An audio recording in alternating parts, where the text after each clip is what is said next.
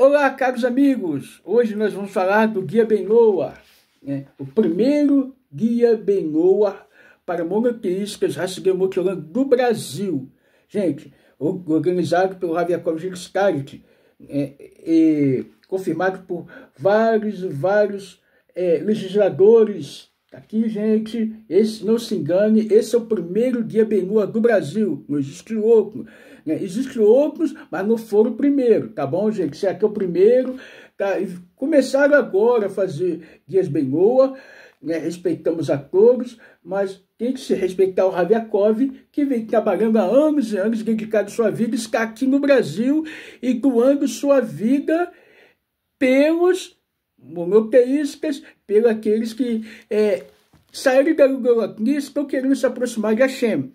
Então, meu nome é Cláudio César dos Santos, sou monoteísta, sou do Movimento Ben-Noa Brasil, aqui na cidade de Nova Friburgo, trabalho com a supervisão do Ravi Yaakov Charity e apoio o Moratão do Márcio Braga. Eu estou falando isso, gente, porque já foram lançados outros e teve alguém que já falou que é o primeiro. Não é verdade, seja ético, tá bom? Baruch Hashem, seja ético. E vamos falar hoje de um tema muito importante, a origem da idolatria. Tá, gente? Esse aqui está organizado há anos e anos, e o Ravi Yaakov é especialista, tá bom, gente?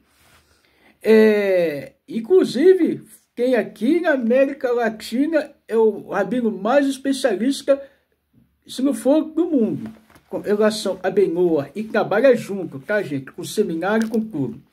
Vamos lá, gente. A origem da idolatria. A idolatria é algo com uma origem bem antiga. Maimônides relata que o neto de Adão, o primeiro homem, que se chamava Enosh, levantou os olhos para os céus e percebeu que os astros exerciam uma influência sobre a agricultura, sobre as marés e outros fenômenos terrenos. Percebeu que no inverno certas frutas cresciam e no verão outras. Percebeu também que as marés e as consequentemente a pesca dependiam do ciclo da lua. Bom, gente, vamos aqui dar uma explicação sobre Enosh. Enosh, sabemos, era neto de Adão. Enosh, em português, é chamado como Enos. Bom, gente, eu quando era da idolatria, que usava a Bíblia João Ferreira de Almeida, durante 30 anos usei ela, antes eu fui católico, então hoje eu tenho a minha idade aí vou por 54 anos. Então, vamos dizer assim, bem claro, falar. Gente, durante 30 anos eu fui enganado, porque a Bíblia de João Ferreira de Almeida e a tradução portuguesa, seja revisada, atualizada, ou não revisada, nova versão internacional, a Bíblia católica te leva um lapso. Gente, porque Enosh, vamos lá, os nomes dos homens em hebraico. Em hebraico, o nome homem pode ser Adam, Enosh, Gever, tá? E Ish, 4 nomes. Enosh é um dos nomes mais baixos para o homem, de um nível de um homem mais baixo. E não foi à toa que o nome de Enosh caiu para Enos, Enosh ou Enos. Vamos lá, por quê? Vamos ver no hebraico? Aqui, vou te passar para vocês entenderem. O Leshek Ganhu Yeled Ben Vaikra. Ele que chamou Enosh as o Har.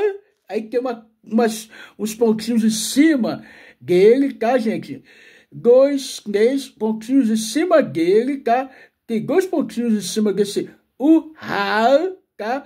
E vem escrito aqui, ó, no Likro Beshem Hashem. Vamos lá. Aqui, um filho também nasceu para Shet, eu chamo de Enosh, Foi então que começaram a chamar pelo nome de Deus. Só que esse Uhar, quer dizer, vamos ver o que isso diz os sábios. O que diz a explicação? Foi então que começaram. Em hebraico, Uhal é uma expressão de termo Huri, profanação, com significado é que se passou a chamar de forma idólatra as pessoas e as ervas com o nome de Deus, com o intuito de torná-los ídolos, denominá-los divindade. Bereshit, Rabav, de Knesset, Braita, de 49 metros, citado em Yakut Shimoni. Gente, eu estou aqui com a Bíblia hebraica, a Torá do Rashi, tá, gente? Explicando para vocês claramente, porque eu fui pregador lá numa denominação chamada CB, tá, gente? E usei muito essa Bíblia, e vi muitos companheiros, amigos de lá pregar, gente, pregar que Enoque foi o primeiro homem a invocar a Deus, depois de Sete, que Caim morreu, tal, pregar a Deus, levar Deus para o mundo. Gente, foi, mas de forma idólatra, tá? Entenda isso. Então, entenda isso. E vocês, já vi muitos pregadores, foi em Minas, Bahia, Rio, né, qualquer lugar, gente que vinha para cá, para Friburgo, ou lá no Rio, onde eu viajei, gente, só via pregando isso, tá? Que Enoque era um homem de Deus, e que levou Deus para o mundo, fez tanta coisa. Então, gente, estou falando aqui bem claro, tá? Não estou atacando ninguém, porque já tem pessoas muito boas do lado do cristianismo, tá? Pessoas boas, mas que estão sendo enganadas por vãs palavras e por uma Bíblia mentirosa, João Ferreira de Almeida. Isso seja a versão internacional também, que está toda errada. Vamos lá.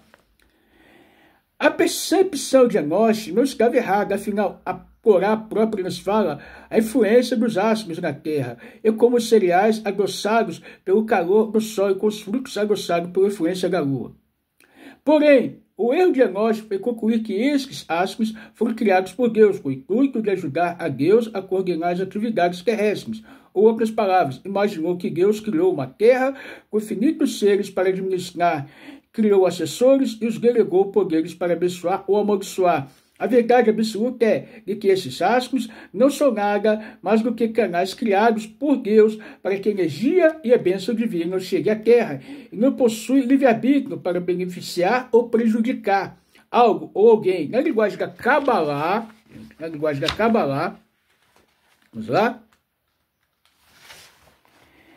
Kabbalah não é macumba não, tá, gente? Já vi gente falar besteira. Kabbalah fica receber. E é um nível. A Torá tem 4 níveis, tá? 4 níveis. E a Kabbalah é um nível de segredo da Torá, tá, gente? Existe o literal, que é o Peshat. Existe o Remes, o Gnash e o Sod, que é o segredo, tá, gente? Tá bom, gente? As Sedux, eles são comparados ao machado na mão de um leador. Com esse erro, começaram então a trazer oferendas, se ajoelharem para esses deuses, inventados por suas imaginações, pois achavam que servindo esses deuses, eles seriam beneficiados. Posteriormente, esses deuses tomaram formas estátuas. Este foi o início da idolatria, quando no primeiro momento as pessoas acreditavam em Deus, e que ele estava acima de seus ídolos, o sol, a lua, as estrelas. Esse tipo de pensamento é classificado pela Torá como shituf. Literalmente, a associação é considerada um tipo de idolatria.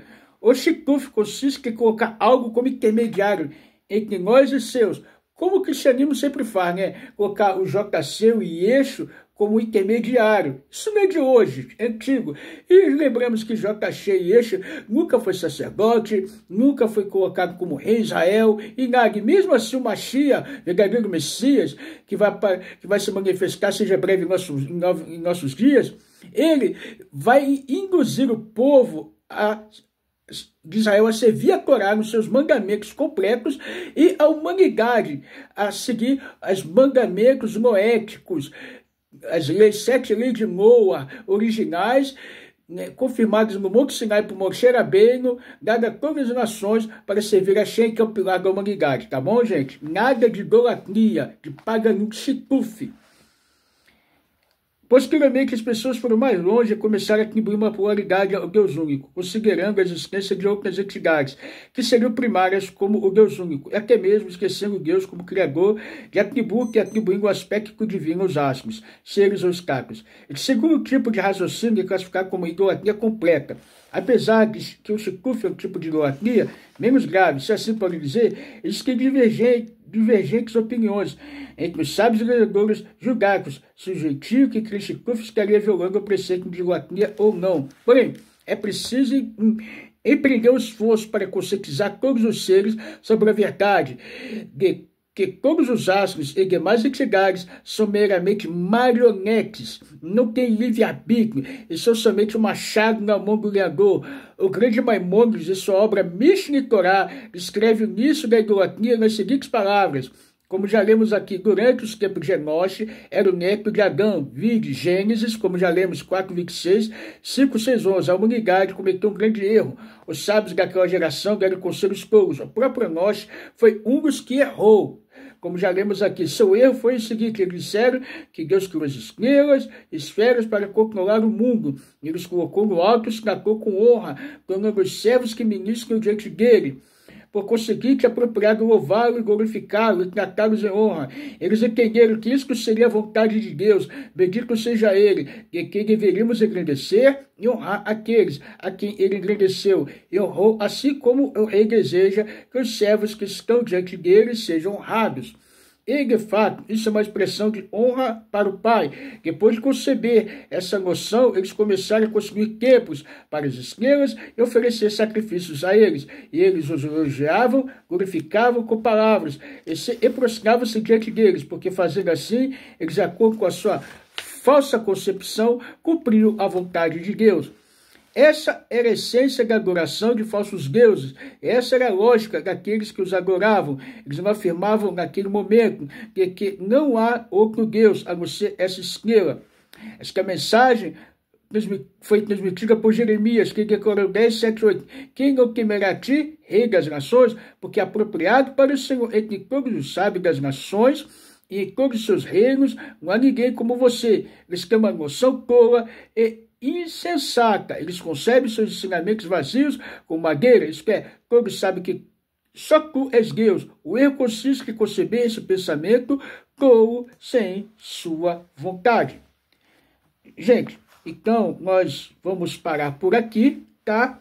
Vamos parar por aqui nesse estudo, vamos continuar, para o vídeo não ficar longo, extenso, tá? E vamos relatar, como nós entendemos aqui, gente, a humildade, ela vem diante da honra, não vai? Então você, que é do cristianismo, volte atrás, reconheça que a sua Bíblia está mal interpretada, mal traduzida, e que você pregou diante de púlpitos, ou ensinou as pessoas em orações, visitas, que você fez, que errado. Porque Enoche foi um dos primeiros, o primeiro homem, o neto de Adão, a ensinar uma idolatria chitufe aqui na terra. Não foi ele que começou primeiro a buscar Deus de forma, assim, vamos dizer, de forma a não associar ninguém. Ele começou a associação muito antigo. Então, para de associação. Colocar que existe um advogado entre Deus e um homem, um intermediário, que entende, que entende as nossas orações, que advoga. Para com isso. Seja humilde. Está aqui, ó. Torá, Bíblia hebraica. Venha se deliciar. Venha conhecer a verdade que está na Torá, no judaísmo. Não existe judaísmo para não-judeus. Não precisa se converter. Como eu aqui, muitos estão saindo do cristianismo para o judaísmo. Tudo de bom para você. Venha congregar conosco. Temos um Betinô aqui em Nova Friburgo. Vem estar. É um prazer ter você do nosso lado. Bom dia, tudo de bom. Mashiach já.